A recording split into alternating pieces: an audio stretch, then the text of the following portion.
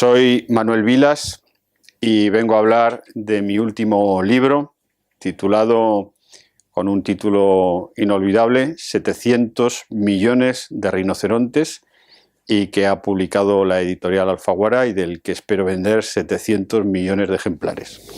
Este es un libro de historias entrelazadas con el motivo principal del rinoceronte, porque para mí el rinoceronte, especialmente en este libro, simboliza un poco la condición humana, todas las contradicciones y todas las insatisfacciones y a la vez aspiraciones que tenemos los seres humanos. En todas las historias surgen rinocerontes. Son historias humanas de conflictos pues, que van desde la muerte de los seres queridos, desde las separaciones, los divorcios, incluso temas, el alcoholismo, por ejemplo, aparecen muchos relatos, pero todos tienen el hilo común del rinoceronte como el enigma último.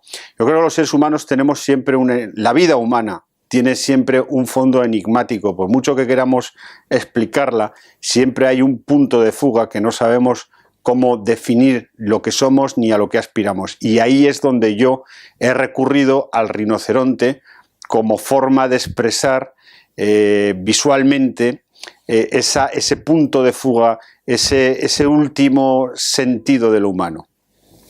En mis historias se narran muchos acontecimientos, pero siempre hay detrás temas metafísicos que a veces el lector no tiene por qué verlos como filosofía, porque son narraciones lo que hay.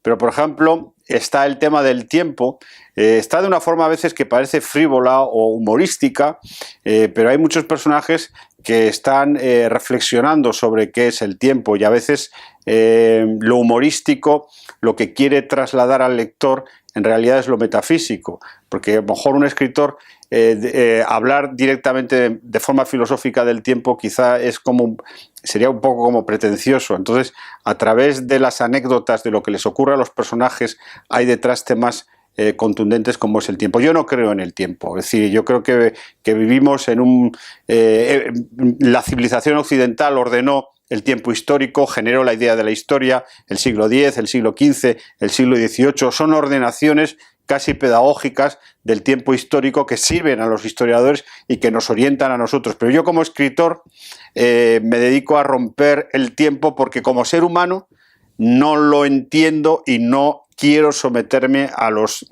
cánones del tiempo. No creo que exista el pasado, ni el presente, ni el futuro.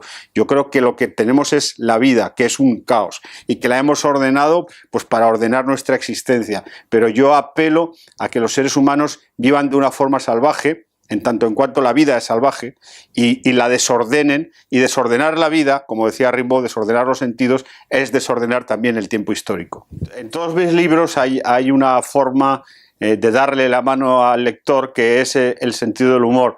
Lo que pasa es que en mis libros, en mis narraciones, en mis novelas y también en mis libros de poemas, lo que aparece como sentido del humor va girando sobre sí mismo, y al final de lo humorístico se puede pasar a lo grave y a lo serio, sin que, bueno, pues yo creo que en eso me he esforzado mucho como escritor, sin que el lector lo note.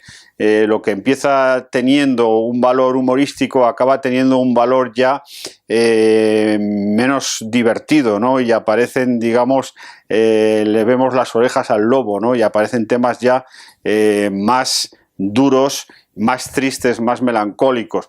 Del humor a lo melancólico hay un paso muy pequeño, y yo muchas veces lo doy. En este libro aparecen a veces historias que aparentemente son cómicas o empiezan como algo cómico, pero van convirtiéndose poco a poco en algo trágico. En este libro sí que hay algunas reflexiones sobre personajes históricos, incluso sobre escritores. Hay un capítulo dedicado a Francisco Umbral, pero está todo, aunque presuntamente sean alusiones de carácter cultural, sin embargo, dentro del libro aparecen como narraciones sueltas que no... Es decir, es verdad que hay un capítulo que se dedica a Umbral, pero aunque una persona no hubiera leído a Umbral o no supiera quién es, se lo iba a pasar igualmente bien. Si lo sabe mejor, porque va a tener más contextos. Esto pasa muchas veces con mis libros, pero a mí me parece irremediable que un escritor del tipo que yo soy, pues expanda un poco el concepto de novela, que no sea una narración pura, sino que también ensaye un poco, se vaya, digamos que la novela o la narración camine un poco hacia el ensayo y que utilice personajes históricos o personajes de la realidad social, cultural de mi país o de la cultura occidental, ¿no? Entonces, en ese sentido, de alguna manera, la novela se dirige hacia el ensayo, incluso hacia el reportaje, incluso hacia la crónica, porque la novela en realidad es un género mestizo, es decir, no es un género, sí que evidentemente todos piensan en la narración pura y escueta y tal, de unos personajes con unos conflictos y tal, pero también se puede escorar hacia otros terrenos, y de hecho justamente el siglo XX y el siglo XXI ha sido un momento en que la novela ha crecido por esos lados. Yo creo que lo que se conoció como generación nocilla, que ya de alguna manera ya es una denominación obsoleta, no era más que la lógica renovación social, sociológica y biológica casi, pues de la literatura española. Lo que pasa es que tuvo un nombre pues así muy pintoresco, y el periodismo cultural pues acudió a ese nombre porque era pintoresco y también era mediático. Pero lo que hay detrás es la renovación, pues igual que en la narrativa española de los 50 se produjo una renovación, en los 70 otra, pues bueno, pues en el siglo XXI hubo una, lo que pasa es que tenía nombre y en fin, fue controvertida y tal. Yo creo que España sí tiene dificultades muchas veces, sobre todo la literatura. Yo creo que España siempre ha sido un país de gran literatura y especialmente de gran poesía. Lo que sí a veces tiene algunas dificultades en decir, bueno, pues se puede ensanchar lo que se considera como literario. Si en la música o en la pintura o en el cine hay menos cautelas conservadoras a la hora de aceptar propuestas nuevas. Y en la literatura a veces sí que la hay. En cambio nos quedamos muy embobados cuando esas mismas propuestas vienen de Francia o vienen sobre todo de Estados Unidos. Es decir, de Estados Unidos pueden venir propuestas renovadoras, pero no las aceptamos que vengan desde nuestro propio país.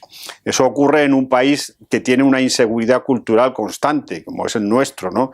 Y por otro lado, pues es un país que tampoco los medios de comunicación o así, o la crítica literaria más oficial, le cuesta decir, bueno, pues este señor, en vez de plantea una novela en otros términos, pues déjalo, que no pasa nada. Pues es que hay, digamos que lo importante en una literatura es que haya una enorme variedad, y si un lector le gusta una novela canónica, pues que la tenga, pues le gusta una novela más de otra, en fin, más exploradora o con otros ingredientes, pues que la tenga también. Es decir, se trata de atender todas las posibilidades, y eso es lo que hace que un país sea más culto y tenga más productos culturales en el mercado. Yo como escritor, yo no escribo para entretener a nadie.